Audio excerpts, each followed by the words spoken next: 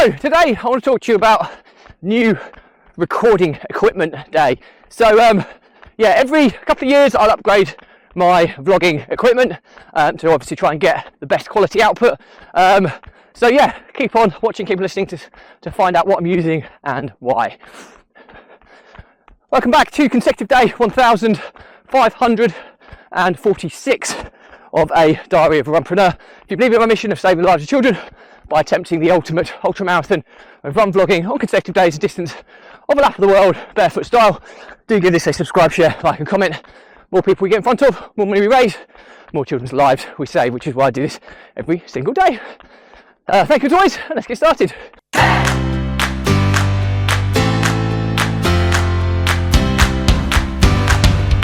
So, consecutive day 1546 of a Diary of a Runpreneur, and today's episode is all about new recording equipment. So why am I talking about new audio equipment? Because I've just upgraded my vlogging equipment, vlogging and running equipment I might add. I'll talk to you about the kind of running gear that I've upgraded in a separate episode, but today I'm going to talk to you about my audio visual vlogging equipment that I've upgraded just recently. So first I'll start with what I used to be using. So the old setup was an Insta360 One RS 360 degree action camera, an invisible selfie stick. I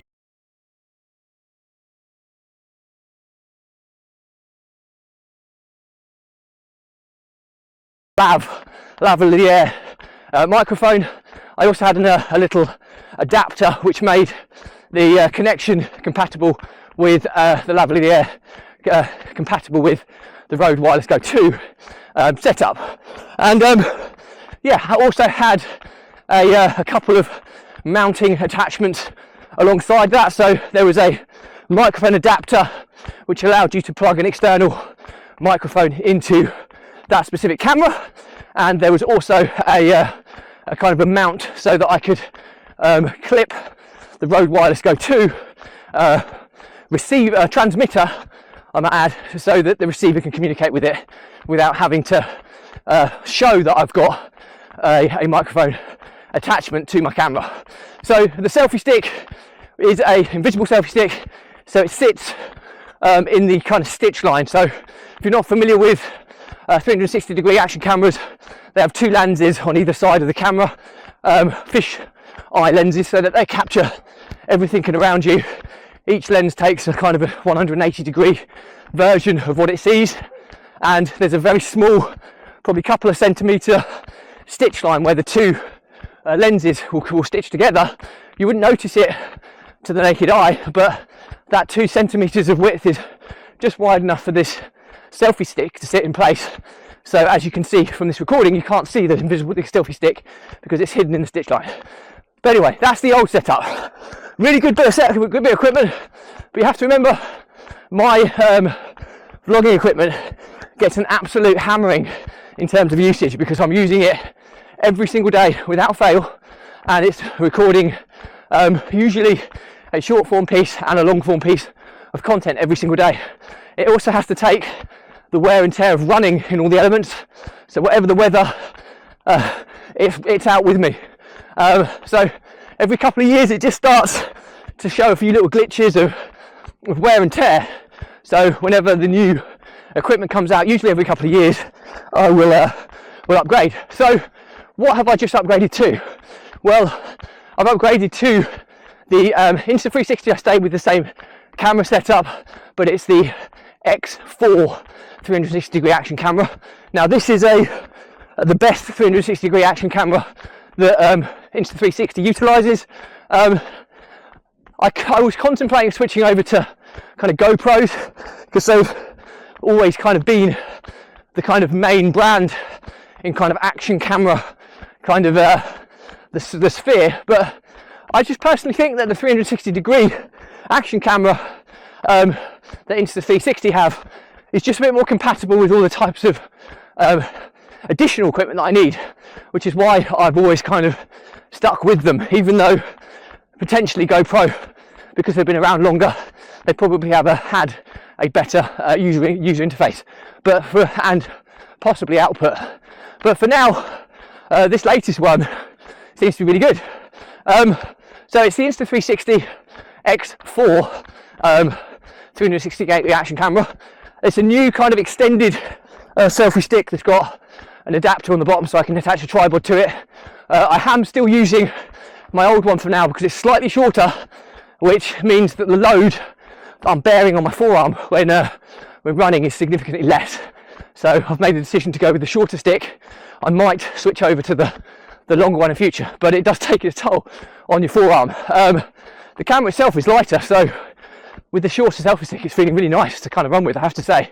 But I also have stuck with the Rode Wireless Go microphone set, but I've had to change my lavalier microphone to the Rode lavalier Go, which is the one that's compatible with the Rode Wireless Go 2 microphone set. I've had to get a new microphone adapter from Insta360, which makes it all set up and a new kind of mount for the selfie stick so that all of the equipment can attach to the camera, and then my wireless lav microphone kind of sits here with a dead cat on top, and you can't really see much of the equipment, so it's quite an intensive setup. But the initial feedback is that I can now record in 8K, which is the best resolution. I think I could only do 5K on my old setup, so I'm really excited to see the quality, the recording quality. Hopefully off the back of that, the audio quality will continue to be as good. I have now installed a dead cat on this setup, which is this fluffy thing that you can see, because it just takes out the kind of distortion and the rubbing of the kind of microphone head on my apparel. In the old setup I kind of stuck with the standard little tiny kind of foam kind of microphone cover, thinking that was sufficient, but clearly the dead cat is going to be much better for what I'm doing. So yeah, that's the kind of new setup. Really excited to see how it kind of comes out. But yeah, I think the learnings from my diary is when you're using something so frequently and it's technology based, if it's anything that's kind of has to kind of resist to the elements, like what I'm kind of using every single day at the moment, you have to generally change your equipment periodically to keep it functioning, to keep it from falling apart, from breaking, because this camera, the last camera I should say, had been out in as cold as -10, as hot as I think 47 degrees centigrade. It had seen every type of weather condition, to torrential rain, right the way down to the blistering heat. So it has to take all the different temperatures, all the different humidities and precipitation, and even though it can kind of supposed to be able to take that, a couple of years of that every single day is going to take its toll. So if you do anything where it gets significant wear and tear, my advice would be to don't buy cheap, because if you buy cheap you buy twice. Get the best you can afford. Generally speaking, the best you can afford will hopefully have the best components, which will last considerably better, especially if you're using something every day like I am doing. So yeah, always try and upgrade, try and improve, try and keep your equipment working. If you don't and you use it constantly, eventually it's going to break down, and I rather proactively purchase the new equipment, so I'm proactively improving my output rather than having to reactively do so because something breaks. But anyway, hope that's useful. Questions or comments, drop me a line, I'll respond to everyone. Do remember though, if you believe in my mission of saving the lives of children by attempting the ultimate ultra marathon of run vlogging and consecutive days of distance to a lap of the world, barefoot style, do give this a subscribe, share, like and comment. More people we get in front of, more money we raise, more children's lives we save, which is why I do this every single day. Thank you as always, stay positive, stay happy, and I'll see you again tomorrow.